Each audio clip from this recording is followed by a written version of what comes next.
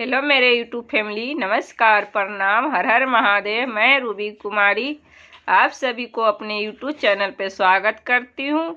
जो लोग मेरे चैनल पर नए हैं प्लीज़ मेरे चैनल को सब्सक्राइब कर दीजिएगा। आप सभी लोगों के बीच में एक बेटी विवाह गीत लेकर आई हूँ। आप लोग फुल वॉच करके मेरी गीत सुनिएगा। अगर मेरा गीत पसंद आए तो प्लीज़ एक लाइक एवं शेयर कर दीजिएगा और कमेंट बॉक्स में आप लोग बताइएगा अपना राय, कहाँ कहाँ से मेरी गीत सुन रहे हैं। सो अगर गलती होगी तो उसके लिए मैं आप सभी से माफ़ी चाहती हूँ। चलिए मैं सुनाती हूँ। मचिया बैठल सुंदर धियाबा हो, झारे नमी नमी के। समचिया बैठलन सुंदर धियाबा हो, झारे नमी नमी के। एक हाथे झारेली के सियानु हो, दो सर पोछेली लोरा। एक हाथे झारेली के सियानु हो, दो सर पोछेला लो।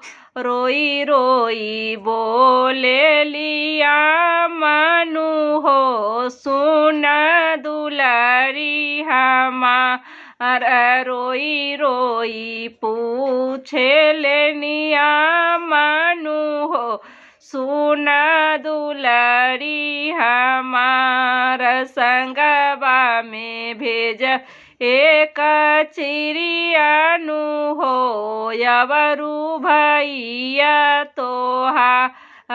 संगवा में भेजब एक चिड़ियानु हो, अवरू भैया तोहा।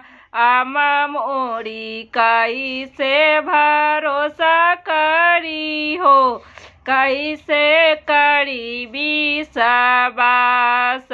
आमा मोरी कैसे भरोसा करी हो, कैसे करी विश्वास। आपन आंगन छोड़ाई के हो, भेजलू दोसरा दुआ। आपन आंगन छोड़ाई के नु हो, भेजलू दोसरा दुआर। एक अचरा बेटी बेटा पोसनी हो, भैलू ने की हमारा। यही अचरा बेटा बेटी पोसनी हो, भैलू ने की हमा।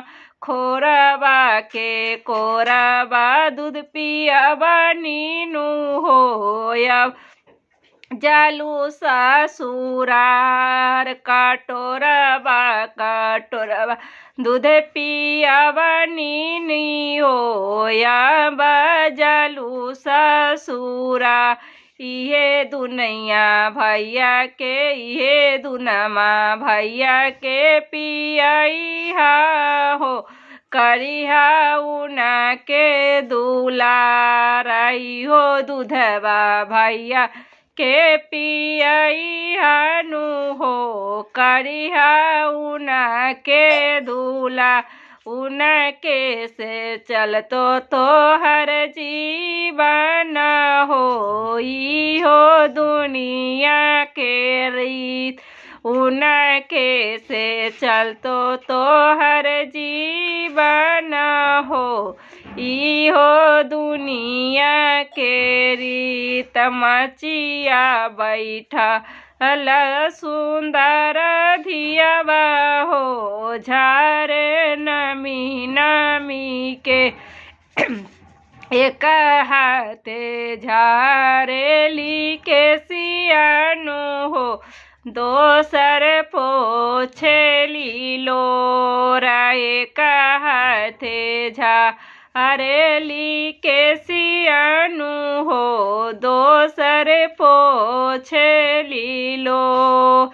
रोई रोई बोल ले ली अपन चाची हो, सुना दुलारी हमार रोई रोई पूछ अपन भाभी हो सुना ननदी हमार संगवा में भेजब एक चिड़ियानु हो औरो भैया तोहार संगवा में भेज एक चिड़ियानु हो अबरू भैया तोहार।